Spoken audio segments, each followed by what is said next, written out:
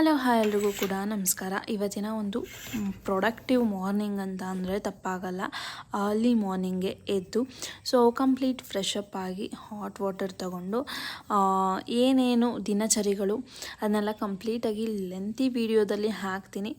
Mini ವ್ಲಾಗ್ನ enjoy ಮಾಡಿ ಅಂತ ಹೇಳ್ತಾ ಎದ್ದ ತಕ್ಷಣ ಹಾಟ್ ವಾಟರ್.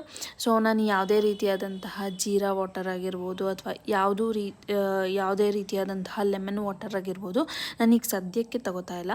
ಇನ್ನು ಅಪ್ಕಮಿಂಗ್ ಡೇಸಲ್ಲಿ ತಗೊತೀನಿ. ಫಸ್ಟೆಲ್ಲ ತಗೋತಾ ಇದ್ದೆ, ಬಟ್ ಇವಾಗ ಕಂಪ್ಲೀಟ್ ಅವಾಯ್ಡ್ ಮಾಡಿಬಿಟ್ಟಿದ್ದೀನಿ. ಜಸ್ಟ್ ಹಾಟ್ ವಾಟರ್ ಮಾತ್ರ ತಗೋತಿದ್ದೀನಿ.